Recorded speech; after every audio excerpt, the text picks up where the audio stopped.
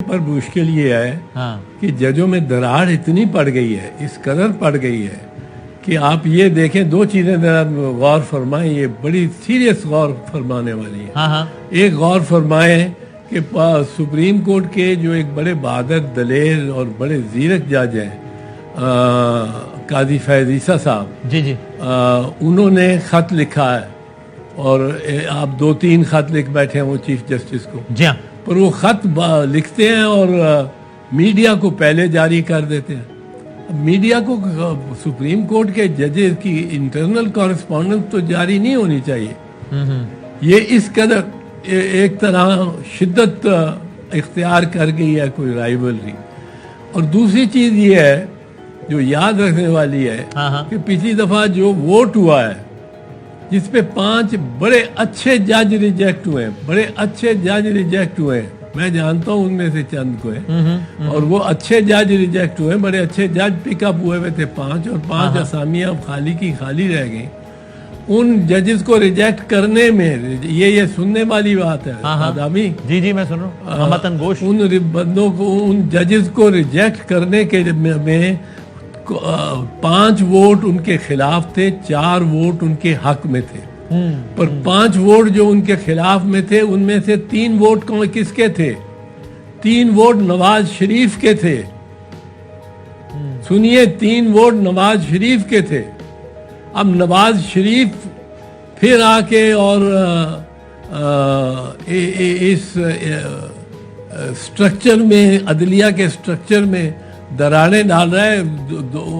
1997 میں انہی کی وجہ سے وہ اتنی جنگ چلی تھی کہ ایک طرف 10 جج ہو گئے تھے، ایک طرف 6 جج، اور یہ 3 ووٹ سے آپ کی مراد ہے سپریم کورٹ، وزیر قانون، اٹارنی جنرل، وزیر قانون، یہ اٹارنی جنرل اور جو بار کاؤنسل کے ممبر ہیں، ریپریزنٹیٹیو ہیں، یہ نواز شریف کے نمائندے ہیں۔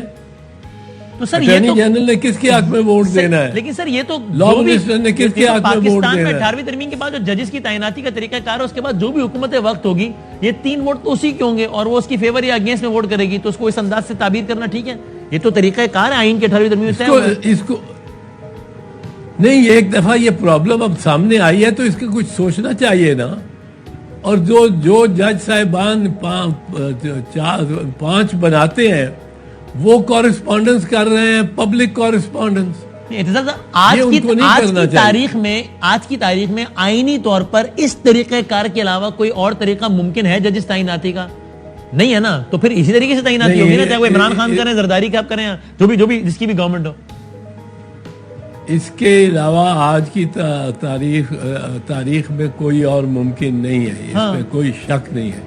میں کوئی غلط بات نہیں کروں گا، لیکن یہ اس انتہا پہ اس نے ہم نے پہنچا دیا ہے، دکھا دیا ہے کہ وہ نواز، یہ بکھیڑا پچھلے سال کیوں نہیں ہوا، اس سے پچھلے سال کیوں نہیں ہوا، اس سے پچھلے سال کیوں نہیں ہوا، اس سال کیوں ہو رہا ہے جس دن نواز شریف آتے ہیں؟ نواز شریف اجازت دیتے ہیں لا منسٹر کو بھی ووٹ فار دا بیسٹ مین۔ نواز شریف اس وقت جب 1997 میں تھے تو آپ کو یاد ہوگا 10 ججز کا ایک بینچ بنا تھا، 5 دوسرا بینچ بنا ہوا تھا، 2 ججز نے کوئٹہ میں سٹے آرڈر دے دیا تھا اپنے چیف جسٹس کے خلاف، وہیں پہنچے ہوئے ہیں ہم۔ تو اعتزاز صاحب، آپ یعنی اس طریقہ کار کو ہی آئیڈیل نہیں مانتے، اسی میں آپ سکم سمجھتے ہیں، اور اس کی اسکسی ہونی چاہیے جو کہ صرف ایک اور آئینی ترمیم کے ذریعے ممکن ہے، by the way if I'm not wrong۔